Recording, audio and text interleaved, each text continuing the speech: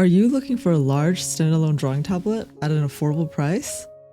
Hi, my name is Oyun Orka, a VTuber who tries to draw, and for today, let's take a look together at the Frunsi Rubenstab 14. The team at Frunsi kindly sent me this tablet to review, though all opinions and thoughts will be my own.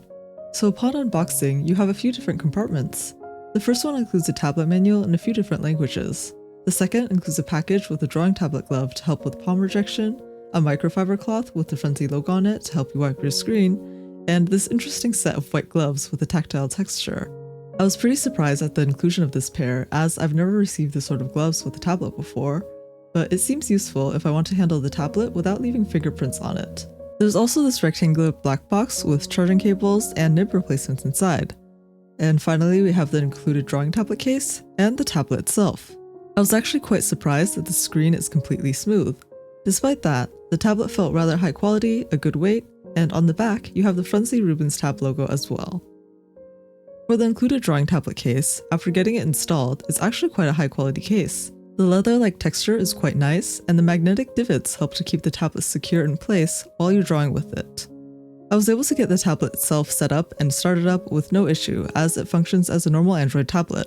However, something that I noticed that I thought was a little bit strange was pressing the buttons towards the right lowers volume, and towards the left increases volume. Maybe I'm too American, so it's a bit counterintuitive to me, but it's not like I'm planning on blasting music with this anyways.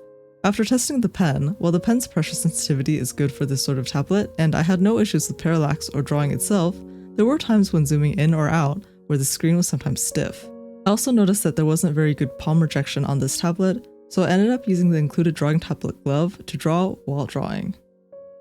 So now that we have the tablet pretty much set up, let's go ahead and do a drawing demonstration with this tablet, and I'll talk through my thoughts and pros and cons on this tablet. Also, because I don't want my reflection showing on the screen of this tablet, I decided to go ahead and keep it pretty much flat on the table.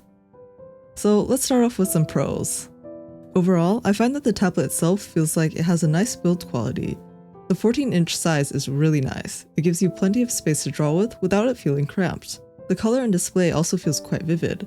A lot of other tablets at this price range are quite a bit smaller, so if you prefer drawing on larger screens and don't have a big budget, this could be the tablet for you. The pen also charged quite quickly, and I like that the included tablet case also has a space for the pen so that you don't lose it too. Speaking of the case, while I didn't actually use the angles on the case for the drawing itself, I found the included case to be quite nice. It has a nice leather-like texture, and it's super convenient to not have to spend an extra $30 or something on an additional case. To have everything included in the set makes for a quite portable drawing workspace. It's not too bulky either, and the entire tablet setup is really quite slim, so you could easily slip this into a bag or backpack and take it with you. I will note that since the tablet itself is a little bit on the larger side, it could be a little bit heavy, but I don't think it's heavier than an average sized laptop.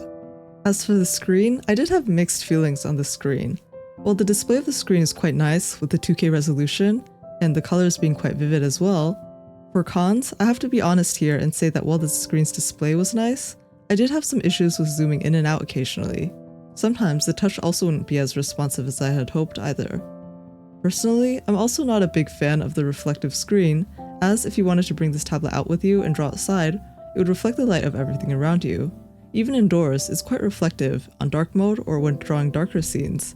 So for the demo, I ended up opting to draw a bright and sunny scene and switch CSP into light mode. However, I do recognize that some people prefer this sort of smooth tablet screen, and not everyone likes the paper-like textures, so it's up to personal preference. All in all, I think if price is your number one concern, followed by size, then you can certainly consider the Frunsi Rubenstab 14. All things considered, I do think this tablet is quite a good deal, as you get a very large drawing tablet that you can take with you anywhere, everything included, from the pen, extra nibs, charging, and the case, at quite a large size too. At 14 inches and 2K resolution, I think as long as you don't mind the very reflective screen and occasional issues with touch input or zooming in and out, then I think that you can certainly consider this tablet. I think this tablet could be a good fit for younger or beginner artists, or maybe as a secondary tablet if you already have one at home, to bring this one out with you if you just want to draw on the go. And we finished our final illustration here. And that's it. Thanks for watching, and I hope you found this video helpful. If you did, I would appreciate if you give this video a like, and subscribe if you'd like to see more from my channel. Also, if you're interested in checking out my other tablet reviews, check out the playlist on screen here. I'll see you next time. Bye bye!